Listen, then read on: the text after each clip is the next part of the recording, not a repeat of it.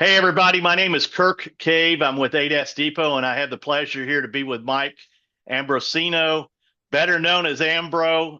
He's with ADAS Diagnostic Solutions, and I'm super excited to, talk with him a little bit about, the current state of ADAS today, and hopefully this interview and this podcast will be able to help you make some decisions of getting into ADAS, or maybe you're already doing it, and it will give you some good hints on doing a better job of it. So, welcome, Mike. I appreciate you joining today. Thanks, Kirk. Super excited to be part of this. Really excited to talk about ADAS. Yeah, yeah. So, no, I'm really excited about your experience versus maybe some of the other people that I've spoken to that are like owners or more business driven, I guess. And I love the fact that spent over 20 years and you've got that technician background. So you've got a really technical degree about it. So, tell me a little bit about, as a technician from that standpoint, where was the aha moment realizing that ADAS is going to be the new technology for the collision industry? So coming up, it was actually as an estimator was my background. So Yep. Coming into the industry 20 years ago, I was an independent estimator for a few years, then came into the body shop and spent a lot of time estimating. Really what happened I believe it was late 2017, the first aha moment really was the John Eagle case. That kind of opened a lot of people's eyes to, you really need to be in the procedures. You really need to be following repair procedures. You really need to be repairing vehicles right. And it wasn't that shops necessarily were being malicious about, I don't believe they were being malicious. I just think you don't know what you don't know. And I think that was the first aha moment when we started looking in procedures and seeing there were these calibrations that needed to be done. And we started looking into it. I started diving into it with iCar, with different sources in 2018. And our second big aha moment was when these estimate scrubbers started coming out. ADAS Think was the first one. We started using that very early. And at that point, the impact of that to show us how many calibrations were actually needed on these vehicles was the moment we decided that it just wasn't economical to be bringing every vehicle to the dealerships anymore. It didn't make sense between a cycle time standpoint, between the money we were paying out to the dealerships. It looked like something we needed to bring in-house. Gotcha. Well, you certainly, in our pre-conversation, you certainly gave me you're very technical, and so I think that's very interesting and awesome that you've went from the estimator to being able to be so technical. Love the shop that you guys have and how clean it is, and it looks like it's really put together well, and you've got some really good processes. So I'm kind of curious, about ADAS diagnostics and calibration requirements. A lot of shops are, asking me a lot of questions about, how do they, how do they perform some of these things, because they seem very complicated on the surface.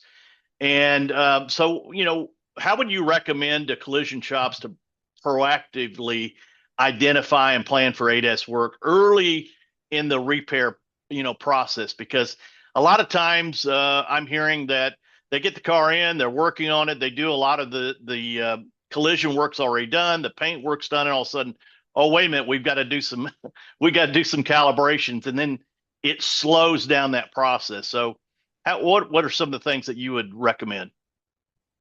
So one of the biggest things I would say is that ADAS shouldn't be an add-on to the repair process. ADAS should be part of the repair process, starting at the very beginning when you intake that customer. Right. You want to set expectations very early on, whether it's letting them know that there could be mileage added to their vehicle because you need to drive it to complete a calibration. Yeah, good point. Yeah. The fuel tank should be full when the vehicle's brought in. It's going to add time. It may add a day to the repair just to get that vehicle calibrated. It starts there and it doesn't end. So right into blueprinting, pre-scanning the vehicle. You can identify if there's any problems right off the bat. You have to assume that calibration is going to be needed at that time because, let's face it, right now 60% of cars at least should have some type of calibration. And you can't get out of the habit of using warning lights as a trigger. Just because there's not a light on the dash does not mean that the vehicle doesn't need a calibration. So those are a couple of steps. I would recommend having maybe a checklist at calibration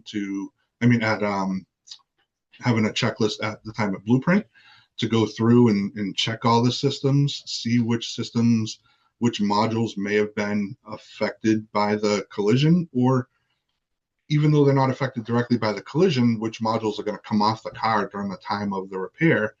The general rule of thumb is if you're removing a module or if you're painting over a module, painting the bumper cover that sits over a module, a calibration is most likely going to be needed.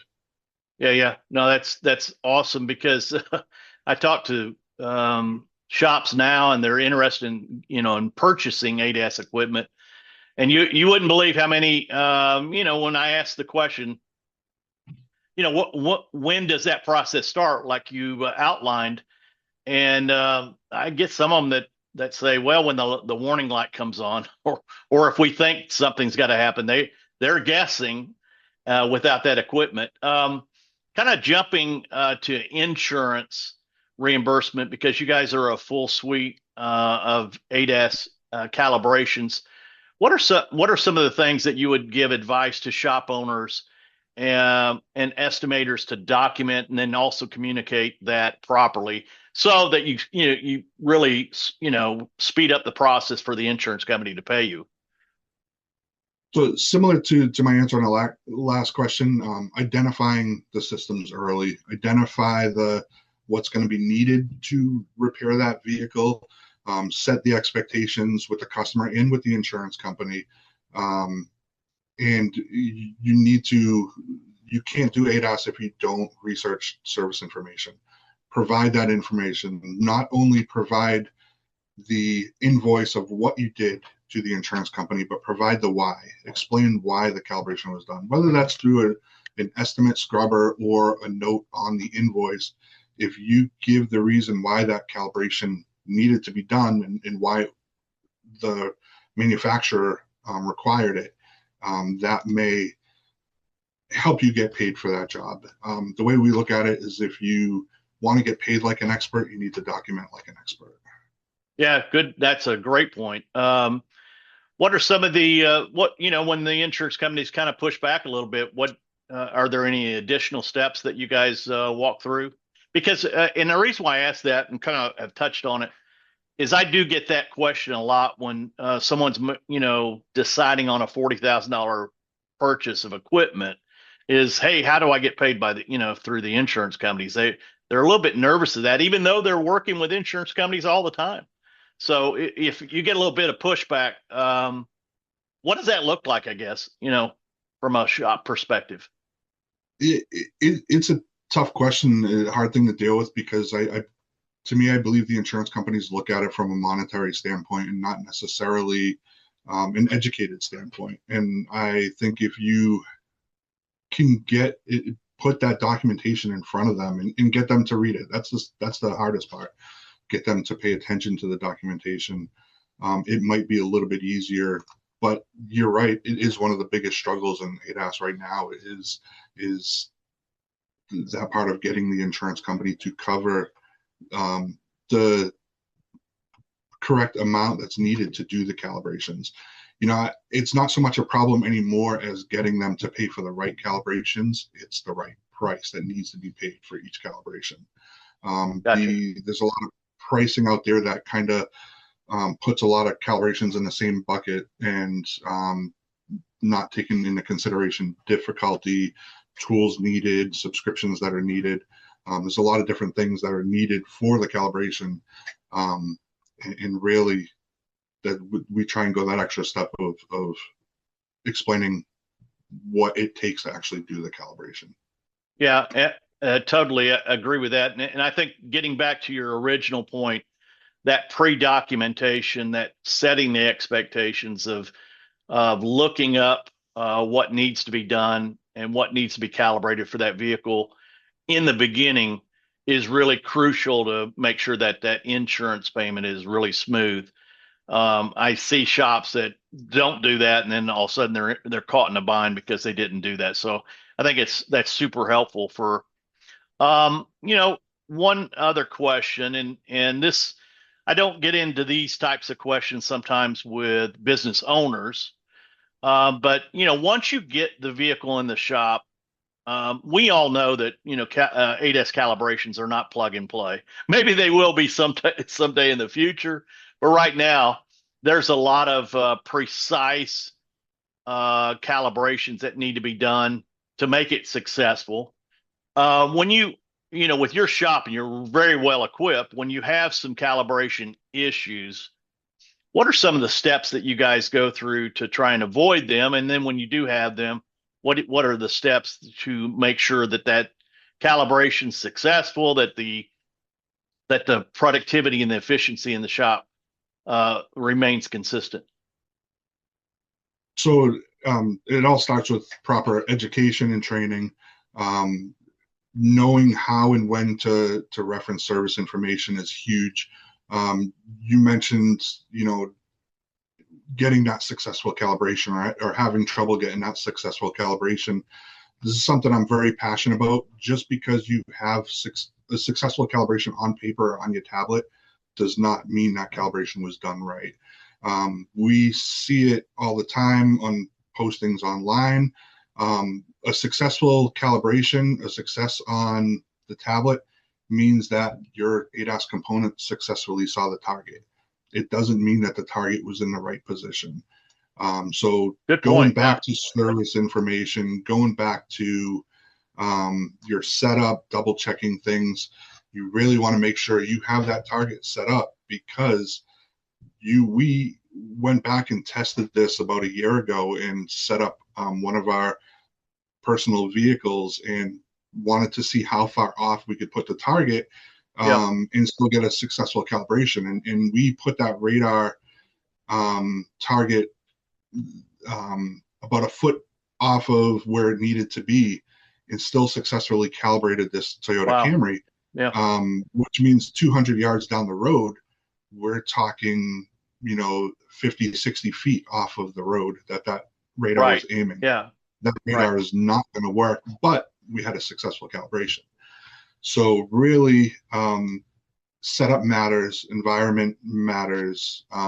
Exactly. You have to have the right information to start from, the right information from service information, and a good environment to do the calibration. Yeah, and you guys certainly have a great environment in your shop, and that's one of the things that I consult with shop owners and managers. Look, let's make sure the environment's really good.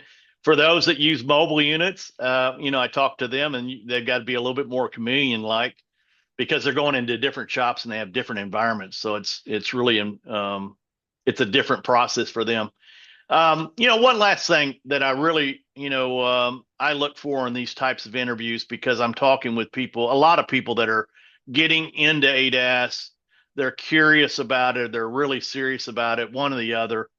And, what are some of the things that you would give someone, an independent shop that's wanting to position themselves as a trusted ADAS, service partner? I know you guys, like, you got a separate ADAS diagnostic solutions. I think if I remember right, from our previous conversation, you're doing 250, 300 vehicles a month, or something like that, which is a lot.